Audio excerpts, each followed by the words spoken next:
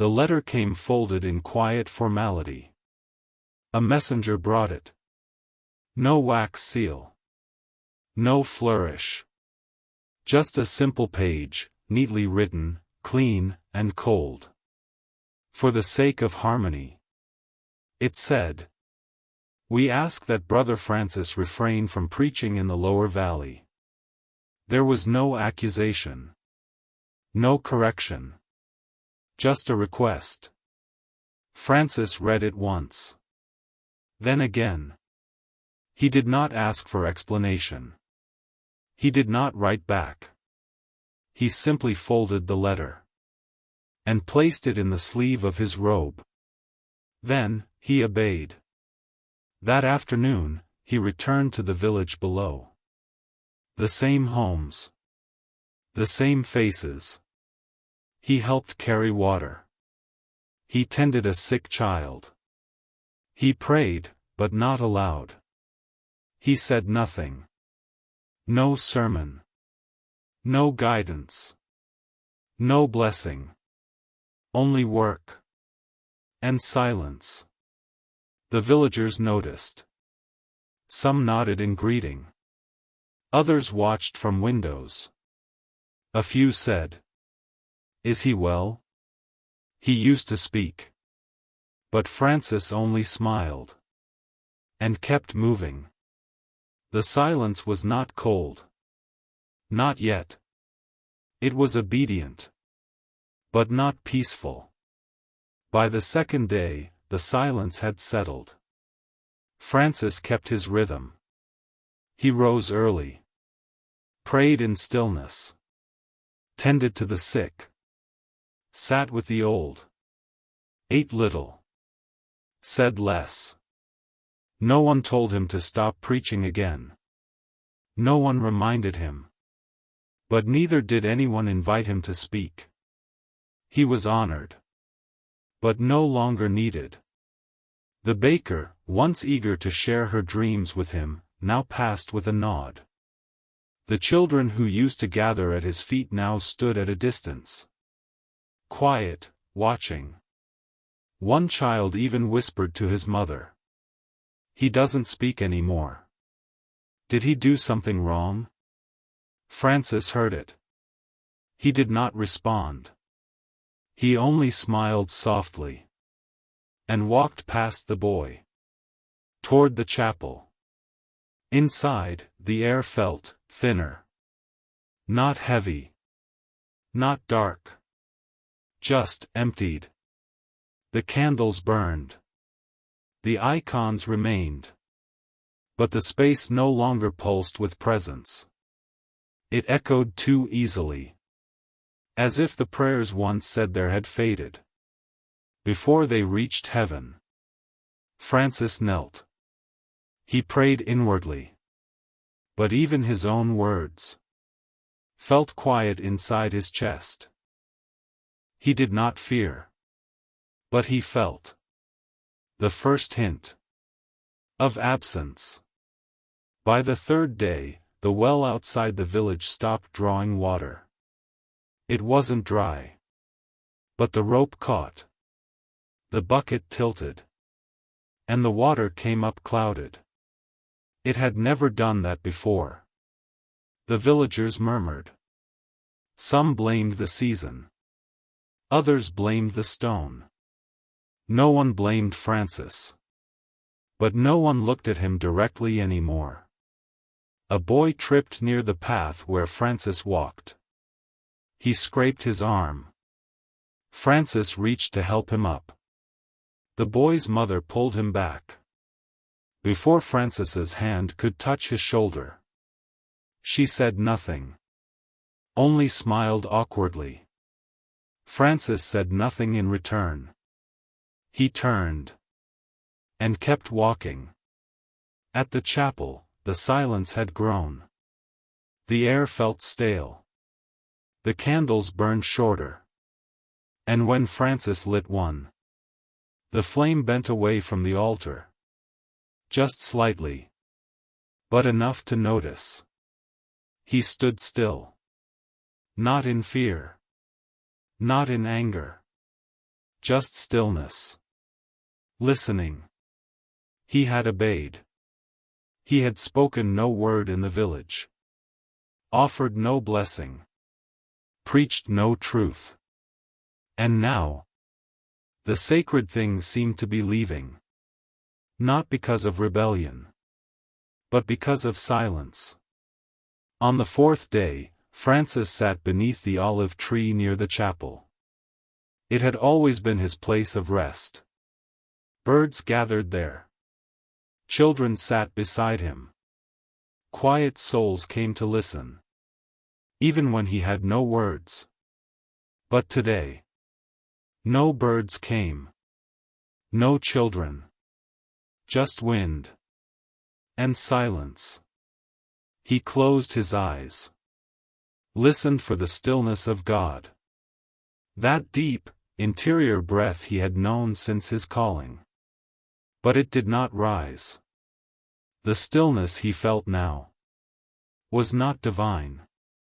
It was waiting.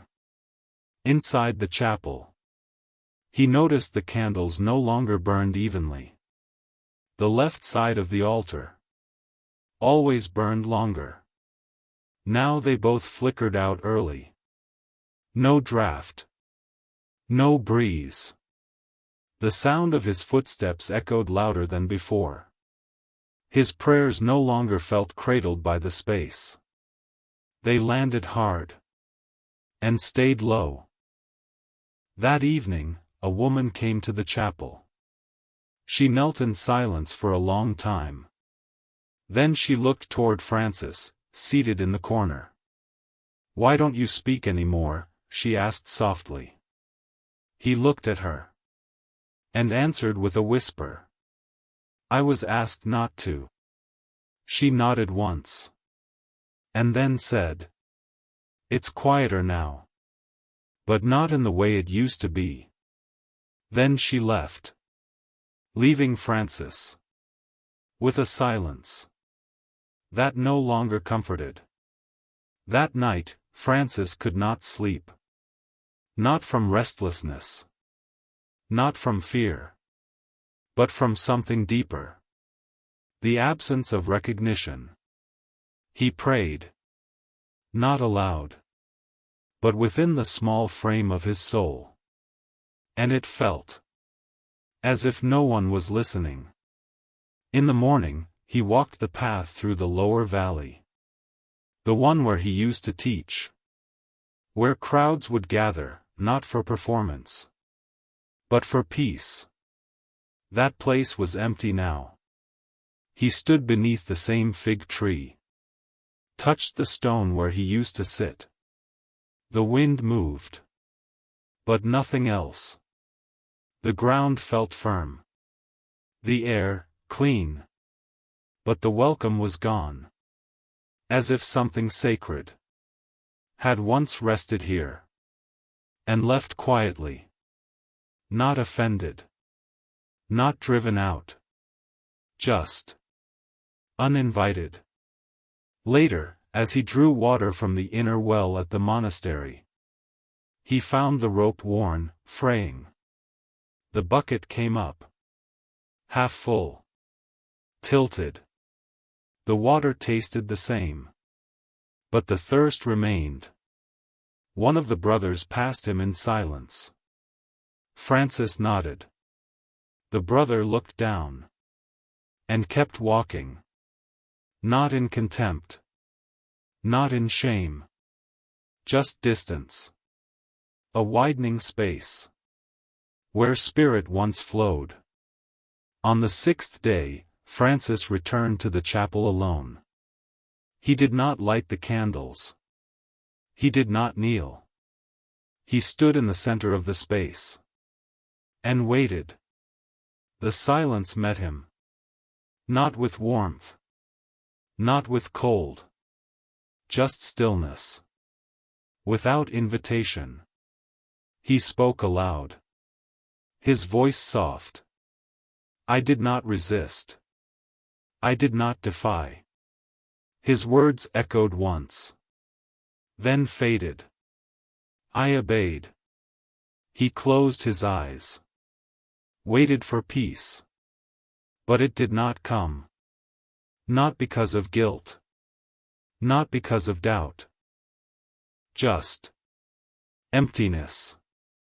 The kind that doesn't accuse. It simply doesn't respond. He sat near the rear of the chapel, where a narrow shaft of light crossed the stone. He watched the dust move through it, and realized something. In all the silence, he had not once heard a voice from within. Not a stirring. Not a breath. Not even the familiar warmth of spirit that used to rest on him like a cloak. He had obeyed the words of the bishop, but he had not asked whether they echoed the voice of God. And now, something holy was missing. Not taken. Absent. The next morning, Francis rose before the bells. The monastery was quiet. The valley below still held its sleep. He stepped outside. The sky was pale. Not light. Not dark. He walked without direction. Feet to earth. Eyes low. Listening. But there was nothing. Not even birdsong. He reached the edge of the village. Past the homes he once knew by name. No windows opened. No doors stirred. He did not knock. He did not speak. He only walked. And for the first time, the silence he had obeyed felt like a stranger walking beside him. Not a burden. Not a companion. Just something present and unshared. Later that day, an old woman approached him near the olive trees. She had once been the first to greet him in the village. She had baked bread for the poor. She had wept when he prayed aloud for her dying husband. She stood now, hands folded, eyes searching. "Why don't you speak any more?" she asked. He lowered his head. "I was asked not to." She paused. Then said quietly, "Then why does it feel like God left with you?" Francis had no answer. Only silence. And this time, it did not feel like obedience. It felt like neglect. He only remained in stillness before the altar.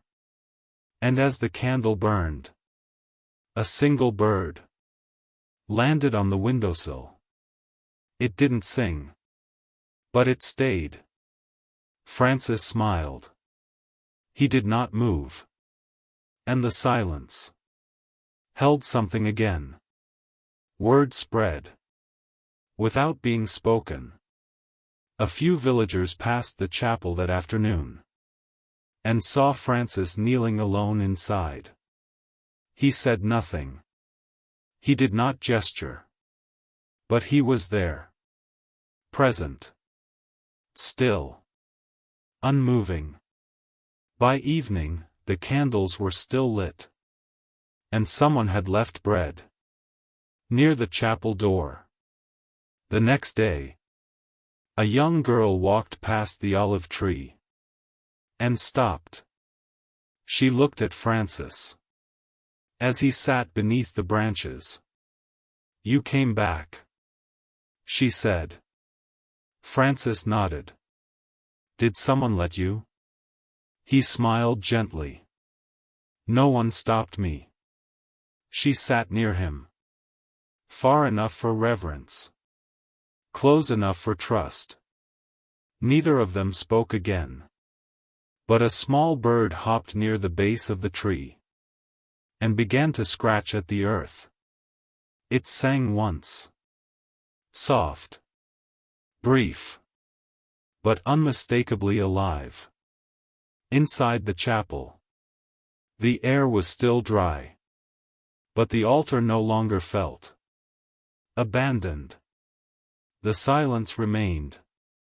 But not as a void. As a presence that listened again. Francis prayed quietly. And though no voice answered, he no longer felt alone in his obedience. Francis left the village the next morning. No announcement. No farewell. Just simple steps. Along the path that led upward. The chapel remained. So did the candle. So did the silence. But now, the silence did not close. It held. A brother from a monastery passed Francis on the trail. "Will you speak again?" he asked. Francis paused. Then said softly, "When the voice I follow becomes clearer, then the voice I fear." The brother said nothing. But he nodded. And kept walking. At the edge of the valley, Francis turned once. He looked down at the village. The chapel roof. The olive tree. The window where the child had watched him. No crowd. No gathering.